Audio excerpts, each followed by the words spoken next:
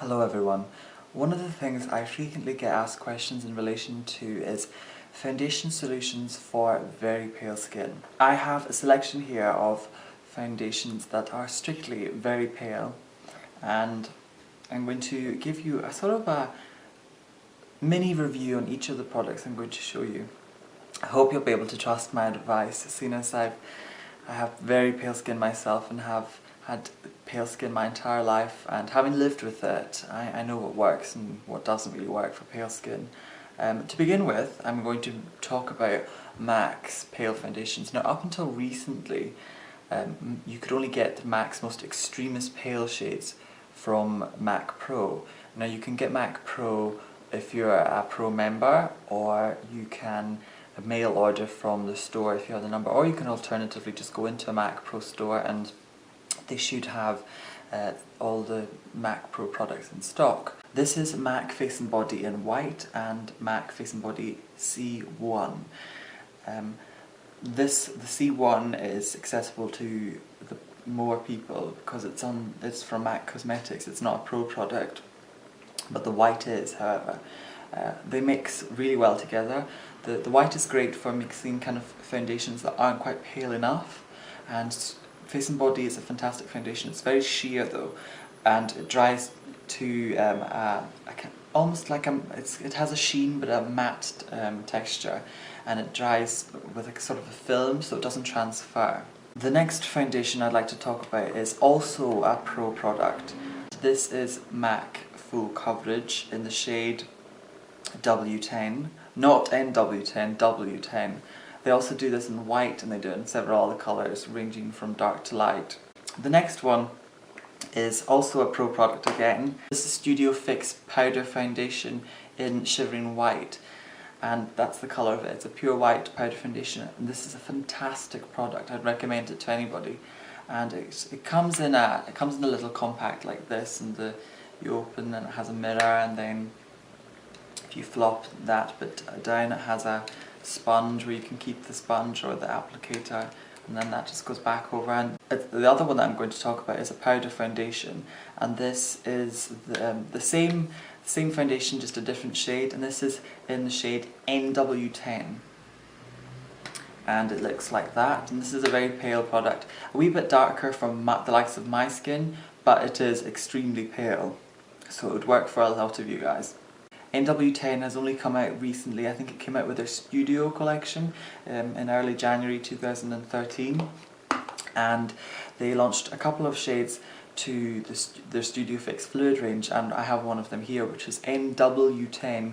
It's kind of an odd shade for me, I find. It's too dark for me, NW10, but I was expecting the Studio Fix NW10 to be the same colour as the W10 in the full coverage. But I discovered this could just be my Studio Fix shade. It could just be a one-off product, but the powder and the foundation are exactly the same colour, so it must just be the standard colour. I found that it wasn't the same shade as the W10.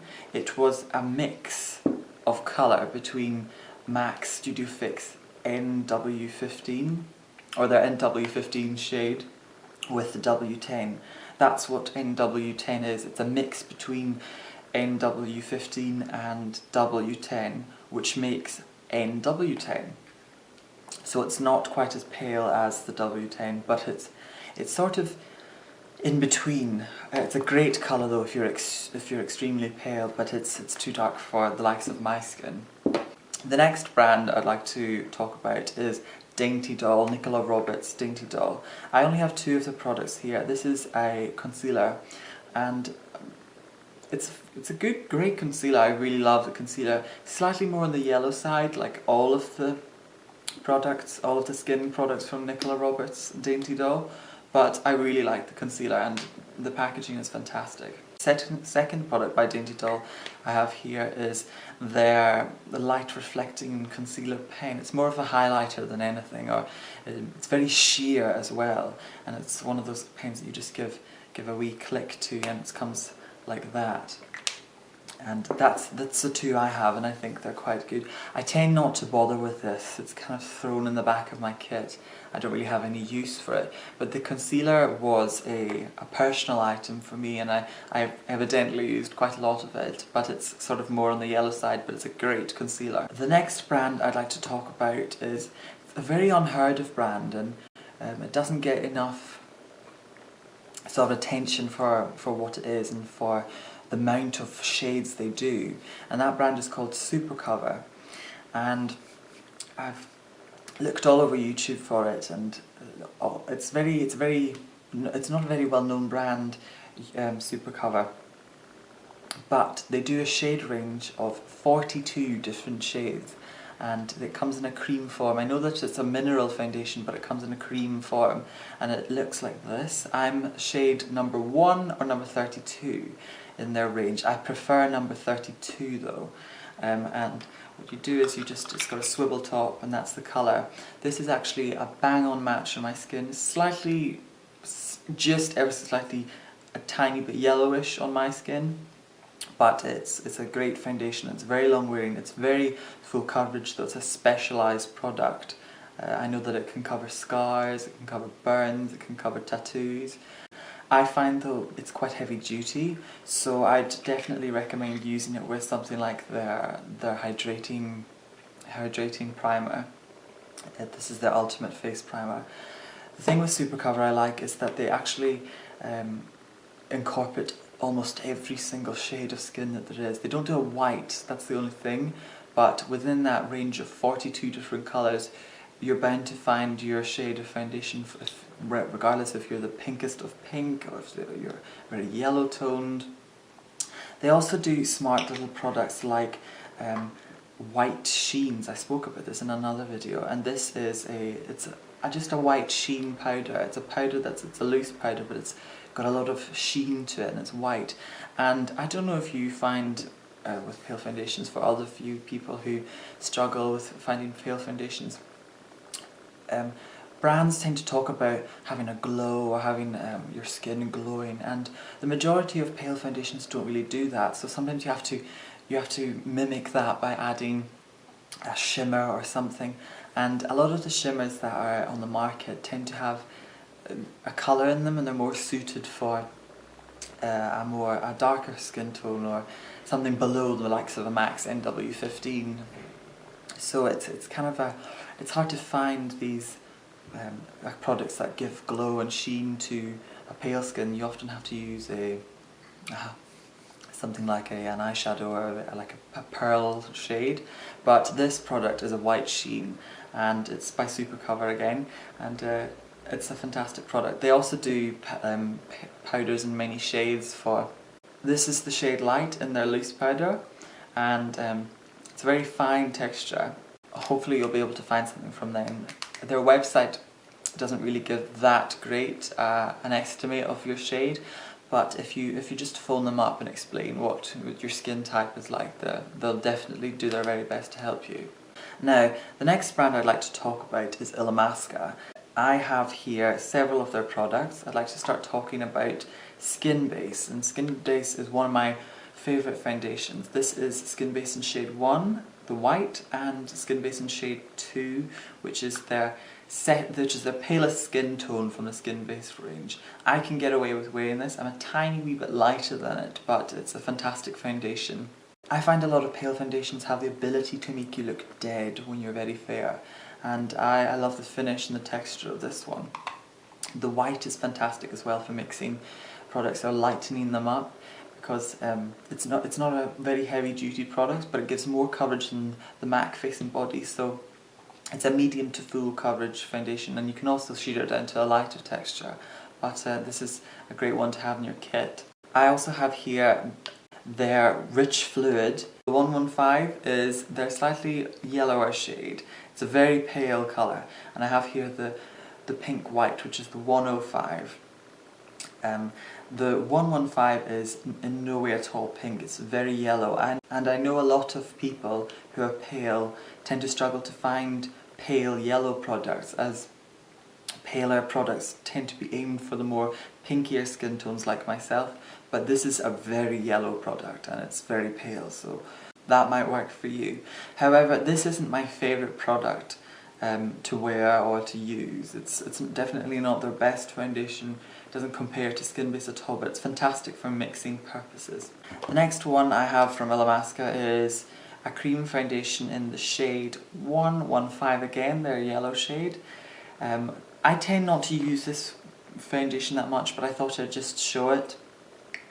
I bought this for myself and I used it only a couple of times, and it gives sort of a sheerer coverage, and if you have slightly drier skin it might be more suited to you.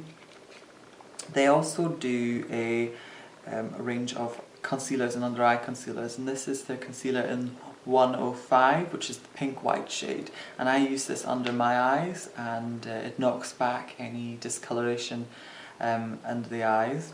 I think when you're super pale you kind of have to use a pinky white to block out any discoloration or under eye circles.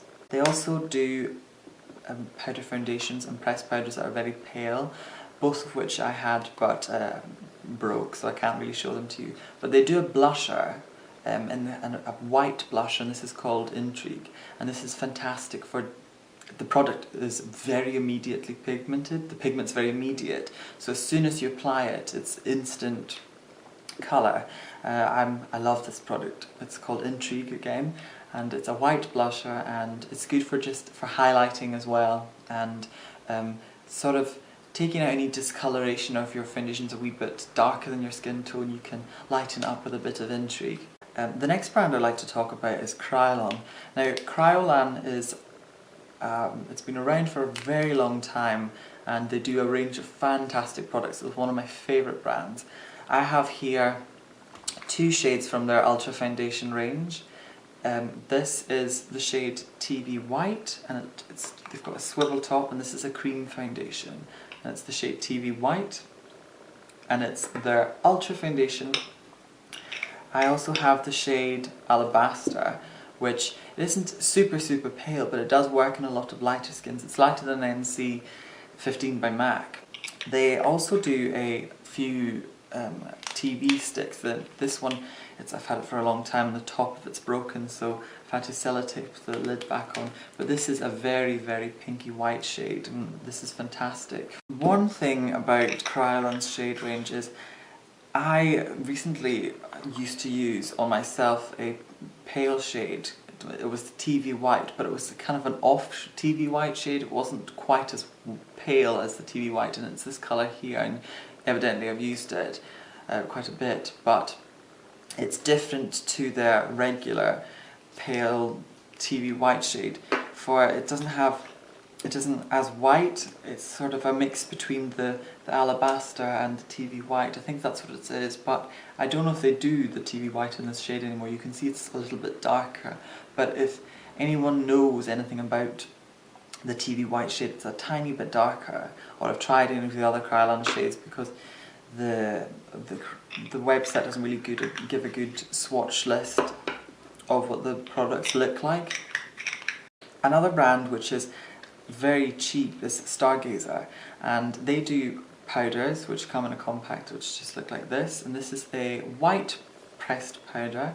It doesn't give as an immediate it doesn't give an immediate effect, but it is something that's slightly sheerer. It doesn't when you put a little bit on, it doesn't go incredibly white. It will you'll have to layer it up slightly to get it white. They also do a loose white powder. It's a loose white powder, so if you can just apply that around your face if you want a whiter looking face.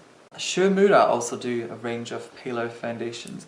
This is a spray, well, it's an underbase, it's a primer, but I would wear this if I was just wanting like a no makeup, and you shake it up and then you spray a little of it and you buff that around. They also do this in this is the pinker tone, and they do it in a yellow and an orange, I think. I think it's more of a peach than an orange.